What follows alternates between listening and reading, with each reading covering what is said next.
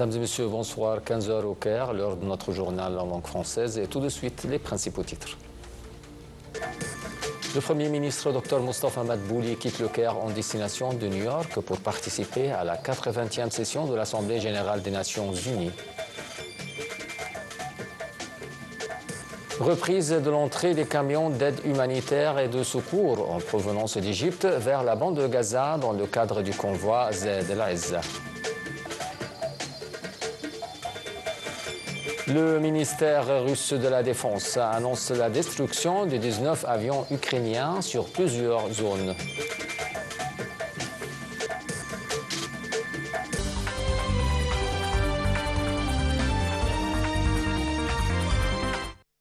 Et on commence avec la une des actualités où le Premier ministre Dr Moustapha Madbouli a quitté le Caire ce matin en destination de New York aux États-Unis.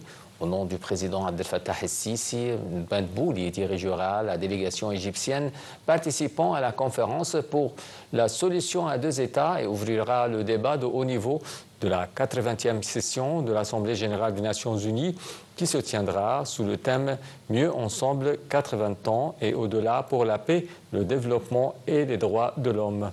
Le Premier ministre prononcera le discours de l'Égypte lors de la réunion de haut niveau commémorant le 30e anniversaire de la conférence mondiale sur la femme ainsi que de la conférence internationale de haut niveau sur le règlement pacifique de la cause palestinienne et la mise en œuvre de la solution à deux États. Le ministre des Affaires étrangères et de l'immigration, Dr Badr Abdelati, participe également à New York aux travaux de segment de haut niveau de la 80e session de l'Assemblée générale des Nations unies. Abdelati tiendra des réunions bilatérales avec les ministres des Affaires étrangères et les chefs des délégations participantes. Abdelati participera également à plusieurs événements parallèles et activités de haut niveau et prononcera le discours de l'Égypte devant l'Assemblée générale des Nations unies. Le service d'information de l'État égyptien SIS a publié une déclaration concernant des informations circulant sur certains sites web et médias internationaux concernant la présence de forces armées égyptiennes dans la péninsule du Sinaï. SIS a confirmé que la présence des forces armées dans le Sinaï vise principalement à sécuriser la frontière égyptienne contre toutes les menaces, y compris les opérations terroristes et la contrebande, et s'inscrit dans le cadre d'une coordination préalable avec les parties au traité de paix que l'Égypte s'engage pleinement à respecter, n'ayant jamais violé aucun traité ni accord au cours de son histoire. Par ailleurs, l'Égypte réitère son rejet absolu de l'expansion des opérations militaires à Gaza et du déplacement de Palestiniens de leurs terres, ainsi que son soutien au droit du peuple palestinien à établir un État indépendant conformément à la solution de deux États sur les terres de 4 juin 1967 avec Jérusalem-Est comme capitale.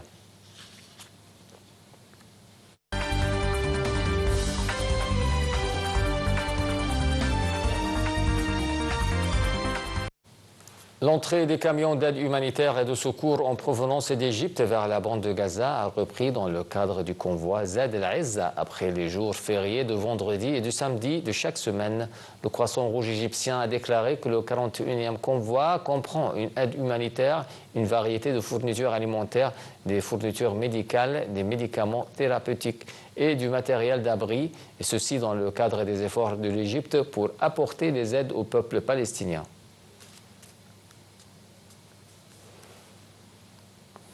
La défense civile à Gaza a rapporté que 31 Palestiniens ont été tués et des dizaines d'autres blessés dans des frappes israéliennes sur diverses régions de Gaza depuis l'aube.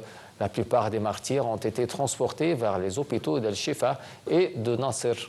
Selon un dernier bilan officiel du ministère palestinien de la Santé, la guerre israélienne à Gaza a fait 65 208 martyrs et...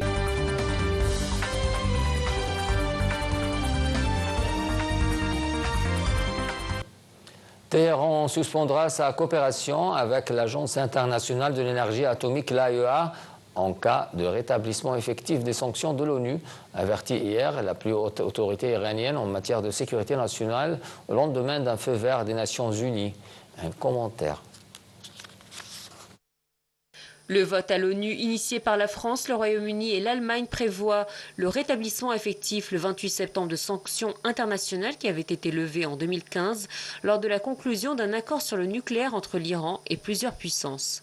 Cette démarche des pays européens aura pour effet de suspendre de facto la coopération avec l'agence, indique dans un communiqué diffusé à la télévision le Conseil suprême de sécurité nationale iranien.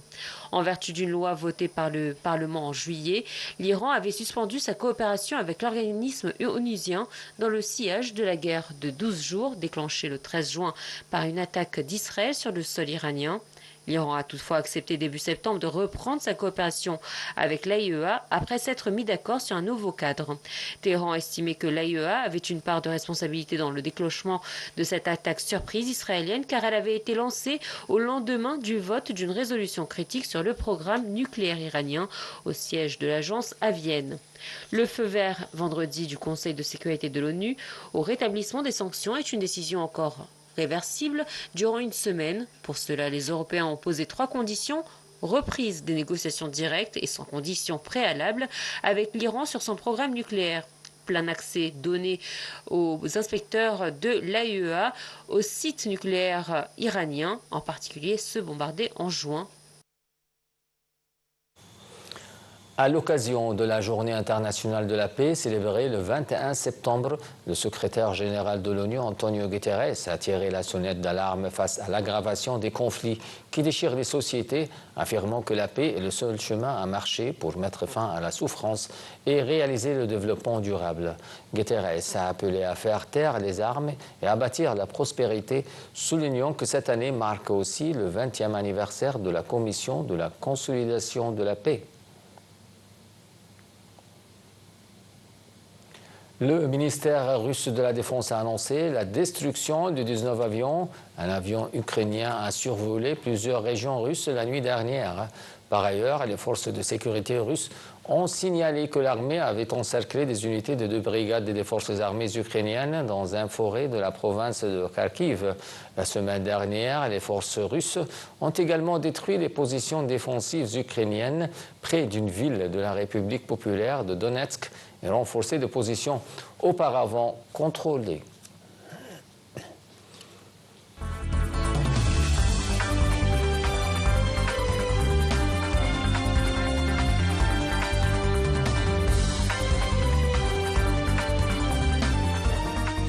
Et dans notre volet sportif, la Juventus Turin, tenue en échec par Vérone 1-1, a laissé filer ses premiers points en championnat d'Italie hier, tandis que la...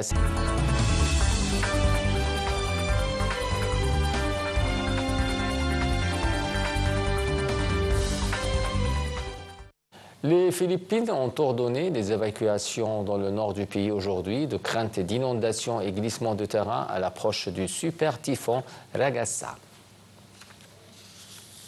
Aux Philippines, le typhon Ragasa s'intensifie rapidement et doit toucher terre sur les îles faiblement peuplées de Batan ou Babuan d'ici mardi après-midi, selon l'agence météorologique philippine. Au cœur de la tempête, les vents ont soufflé à 185 km à l'heure avec des rafales atteignant 230 km à l'heure. Les responsables locaux ne doivent pas perdre de temps pour déplacer les familles hors des zones dangereuses, c'est ce qu'a annoncé le secrétaire du département de l'Intérieur. À Taïwan, les autorités ont déclaré que près de 300 personnes seront évacuées du comté de Hualien dans l'est du pays. Un spécialiste météorologique a déclaré lors d'un point de presse que des inondations graves et des glissements de terrain étaient attendus dans les zones nord de l'île principale des Philippines, Luzon.